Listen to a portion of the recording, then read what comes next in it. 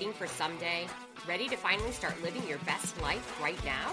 You're in the right place. I'm David, And I'm Wendy. and this is the David and Wendy podcast. We're your life coaches here to move you from the excuses to action. From mastering your mindset to finding real joy, we're keeping it real, raw, and maybe just a little ridiculous. Let's get into it, Wendy. Let's go, David! Welcome back to the David and Wendy podcast. Today's episode is about the difference between wanting it and having it. And this is all related to creating or realizing it in your experience, right?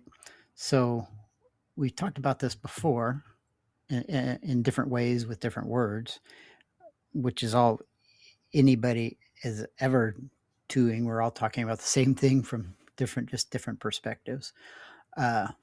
But when you decide that you want to be or do or have something and your focus is on wanting it, you are emphasizing the gap between you and this experience. And I know that's a subtle thing, but when you say, oh, I really want this thing, I can't wait to have this thing, which is a kind of a on the edge statement, depending on how well you believe that it's going to happen. If you're waiting it to happen from the outside, then you're looking at the gap.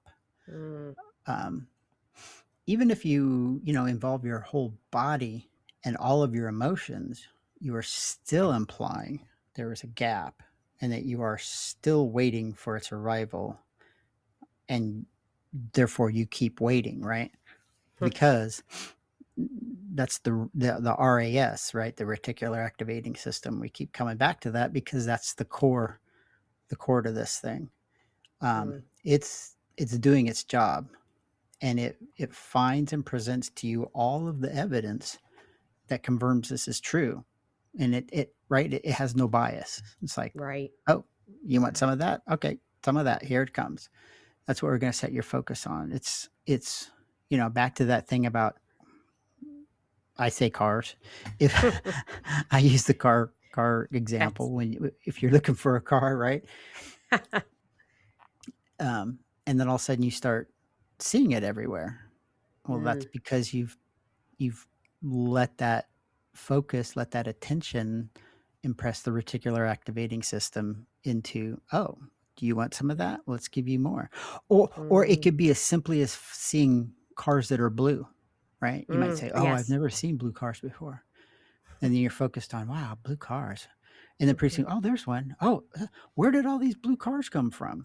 It's like, well, they've always been there. They're just filtered out. It's like you can be, if you've ever been in a restaurant or a bar and you're having a conversation with people, and all, you find yourself focused on what the other person's saying, and you can sometimes get to a place where you don't hear anything else that's going on in this loud, rambunctious environment, right? Yep. So that's how the RAS works. So, and and I know you've had this experience where, as far as creating things, you've been indirectly focused on the gap, or directly, right? Why don't I have this thing? And you're left waiting for the experience, and then you get tired, right? And then you're like, okay, forget it. Then either with or without conscious intention, you shift to just imagining, actually imagining it as if it was already received, right? If it was living, you start to go, well, it's not here yet, so let's see, what would it be like if it was, right? Maybe not in those words, maybe not even consciously, but you just start daydreaming about it. And that's when the shift happens, right? Intentional or not. The RAS says, oh, new input. Okay, let's go find and present evidence that confirms this is true now. So that's all the RAS does, right? The RAS. Right. It finds and presents evidence to confirm what your thoughts, beliefs, and expectations are, what you're focused on, right? Your energy. Right. What are you feeling emotionally and what your body is feeling, those are the three pillars.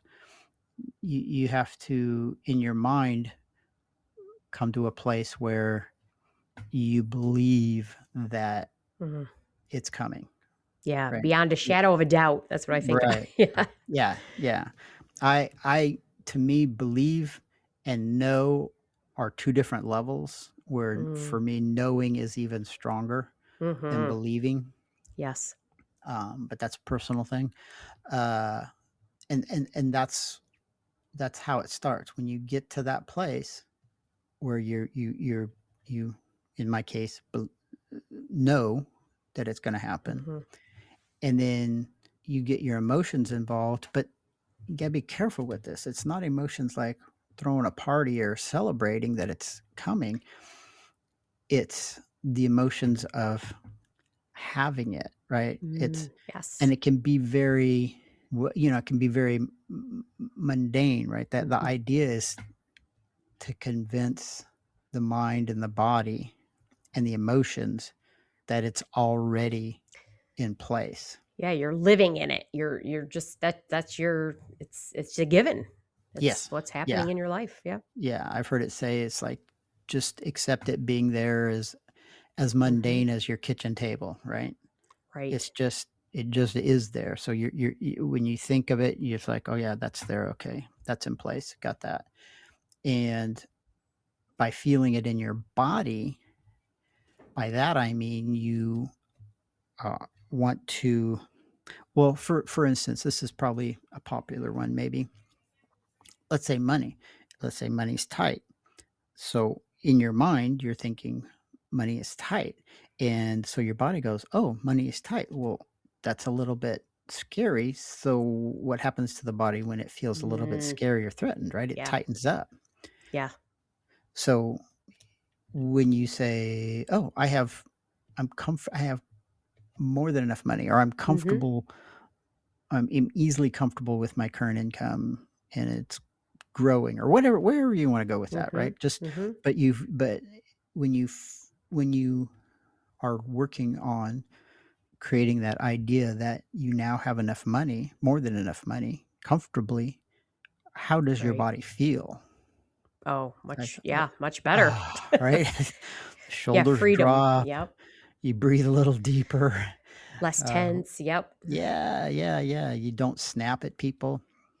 Yeah. Um, so that's embodying the idea. So you have the idea, you have the thought in your mind, the belief, the knowing that it's there. You can imagine it. Like, Mhm. say if you want a new car, right?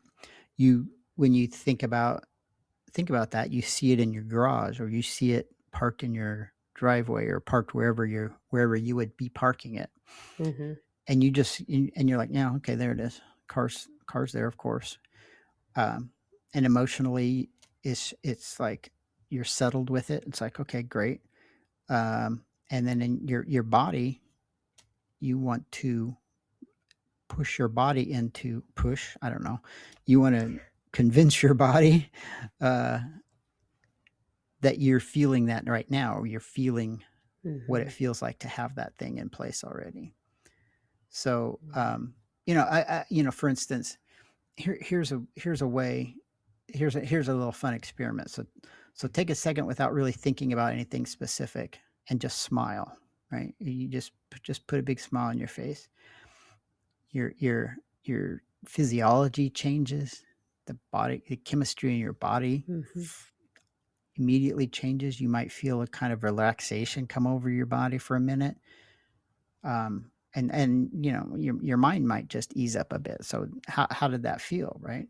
Mm. Yeah, I do this often.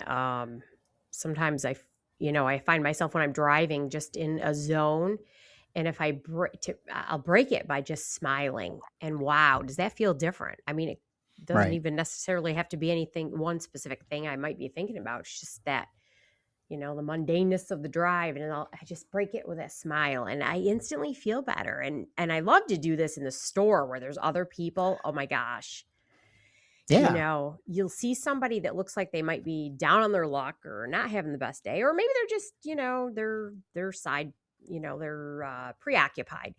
But if I find if I just smile, a lot of people, you can literally see their whole body change. Um, yes, it's pretty amazing. But I know I Yeah. feel it in my body for sure, David. It's a feeling of openness, freedom, like things are flowing. That's the best Right. way I could describe it. Yeah. Yeah. It's great. Sometimes when you smile at people, sometimes they just like woo, light up. And Yes. sometimes, Yeah. that's at the good end. And sometimes people just Yes. look at you and here's the thing. I know I've had people look at me before and smile when I wasn't. Mm-hmm. And I think, "Oh, that's nice." And I maybe even think about I smile internally, but I don't smile on my face. Then later Right. on, I go, "Oh, geez, I don't think I smiled back to them." And I was like, "But that's okay, you still Yeah. smiled inside." And if you see somebody like that, just give them the benefit of the doubt that, Absolutely. they smiled internally and they're doing the Mm-hmm. best they can. Yes. So that's a way just changing your physiology, right? You can do that by standing up, put your shoulders back, Mm-hmm. and your whole physiology will change, right? Your whole everything kind of falls into place.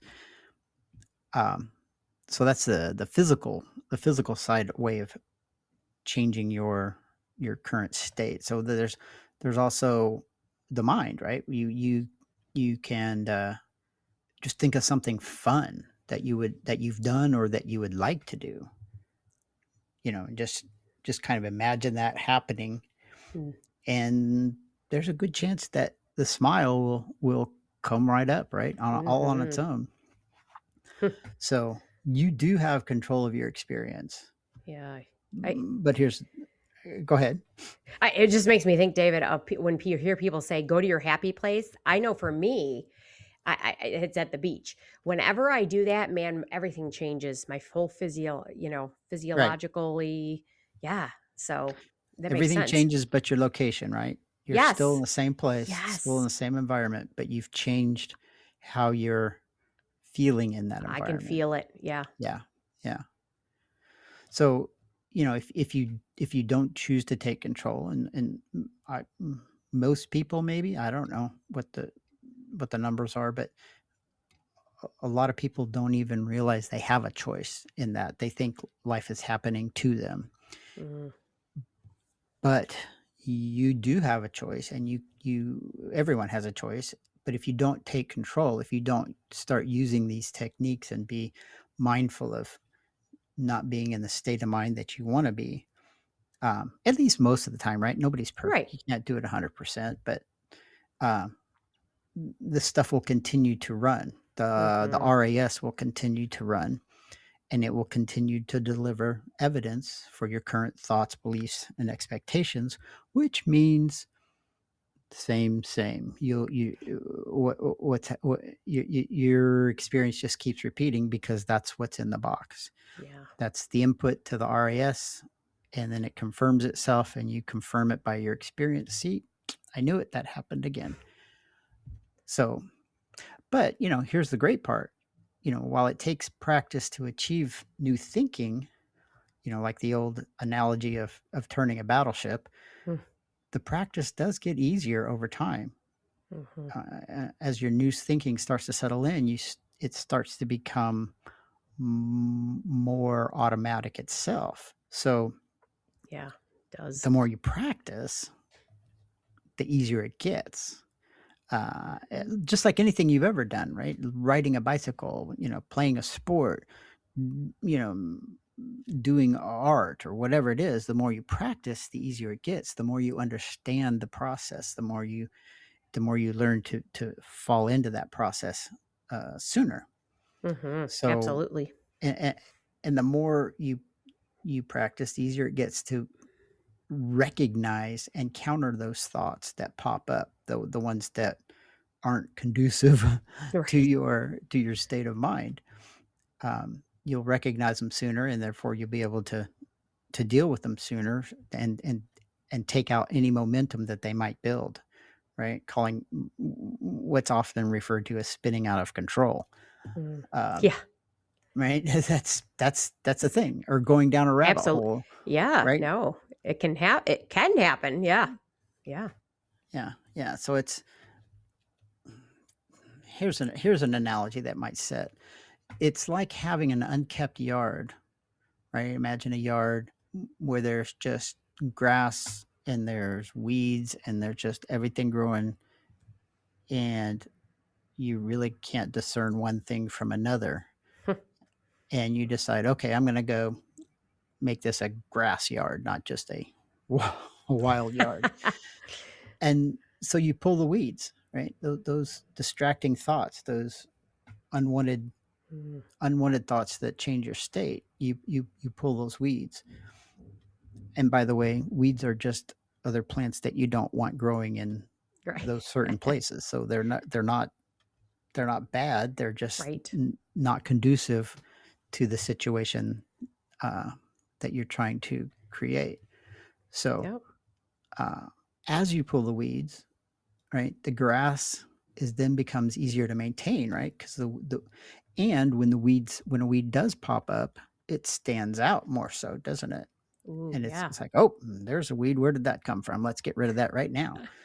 Uh, and then really, here's the thing.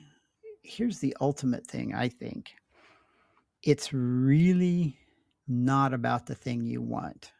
It's about the feeling you believe it will give you, right? It's Mm, when I get yes. when I get money, I'll feel relaxed. When I get this thing or get to do this thing or have this thing, I'll feel this way. Mm, Um, and if you've ever heard the analogy of you got to raise your vibration to the same level before you can have it, right? It's yeah. all different words Yeah. about doing the same thing. So the way I see it is that if and not just see it, I have experienced this, and I know lots of people have, whether they're aware of it or not, because this is how Hmm. the process works, with or without your consciousness. Uh, so what you want to do is be the feeling, embody the feeling that you want, Hmm.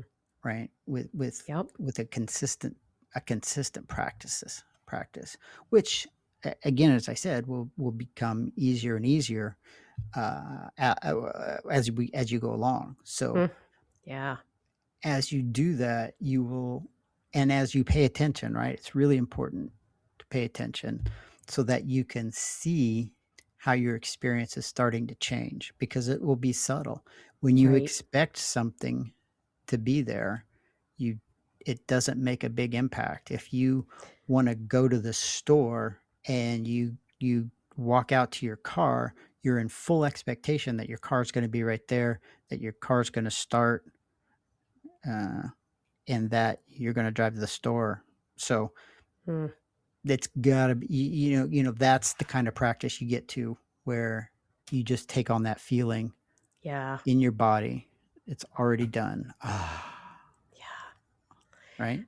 Yeah, absolutely, David. I go back to that, go to your happy place. I know for me, if I'm in a situation that I'm not necessarily fond of, or it's not what I want, um I will, because I call it my happy base place, is the beach. And I'm not there, but I just have to close my eyes, and man, the feeling of calm, peace, serenity come over me. It's so effective.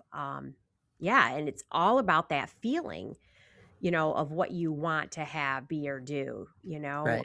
Right. and if you come from a place of wanting it, you will not create or manifest it nearly as quickly as if you're already there with it, like living it or acting as if, it's Mhm. yeah. And like you just alluded to, David, this is a practice, and it's very subtle. And you know, we aren't perfect at it. I mean, I've gotten way better at this than I used to be, even just a few years ago. It's way more automatic for me now than it ever was.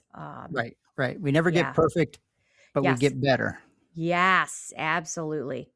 And I remember when the shift happened for me, um, around this whole, I remember wanting my, I was certified as a life coach, and I remember, oh, I want a website, but I don't know how to do it. I don't, I'm trying to pick and choose what I do and trying to create one myself. And it just was, I was coming from that place of, I really want this.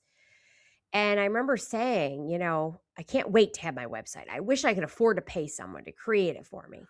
And and this went on for a few years. Right. Um, but the feelings I noticed were coming from a place of lack, or that I Mm-hmm. don't have this thing yet.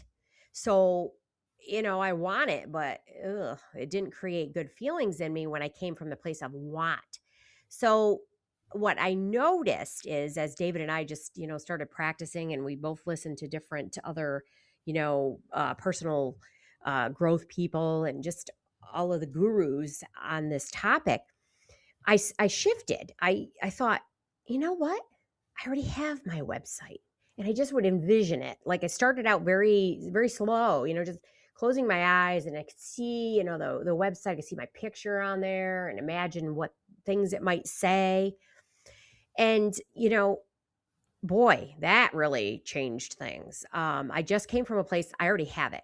And things really started to shift for me around everything, because then what happened is, I just really felt into it at first. And I thought about what it's going to feel like and how my body would feel as if the website's already created and it's working. So then, next thing I know, there's classes showing up that are going to help me, move forward in my coaching and speaking business. They just like came out of nowhere. And, um, how to become an entrepreneur and writing a business plan. They just showed up. And then the next thing I went to my bank and I was approved for a business loan. And this was all because I shifted my thinking from wanting this website to just knowing I have it. I have it. And soon I met this lady that had gone through the same co-starters class that I had and business plan. And lo and behold, guess what? She had started her own marketing company with a partner. And they helped me create my website. Remember, I said I got that business loan that I didn't think I'd get approved for. And now I have my website, thewendymarie.com. I just, and that's how things really evolved for me. I mean, the shift really happened. It started happening quickly when I shifted from the wanting it to just knowing I have it. Right. And I know that happened with David and I, we've evolved too, the two of us together. I mean, before we started this podcast, before David and I even started it, I remember us discussing how cool it'd be if we created one. I think it was actually one of our kids, my daughter, I think, said, "Mom, why don't you guys do a podcast?" And I thought, oh, wow, I can't picture that, But then the more we talked about it, we're like, we can do this. We can. And then it wasn't long before we shifted our thinking, and it morphed into, we are doing it. And next Right. thing you know, it just started happening, and we acted as if, and now when we're planning and we're recording, everything is just acting as if it is happening. It's that knowing we're doing it, Yep. And it keeps getting easier and easier, doesn't it? it does. So yeah, this is some great stuff. This is a great technique for our listeners. If you can just shift that thinking from wanting something to just knowing it's happening. It's there already. Right. You're having it. Yep. That's the trick. That's the process. So, well, this brings us to our topic for next week, which is, what does it mean to be a realist? Or when someone says they are realistic, what are they really saying? All right, that's the show for this week. We hope you are feeling motivated, like you're ready to take on the world. If you got value today, do us a huge favor, like and subscribe, and leave us a review. It helps us reach more people just like you. You can find all our info in the show notes and connect with us at our website, thedavidandwendypodcast.com. We'll see you next week. And remember, always be kind, loving, and compassionate to everyone you meet.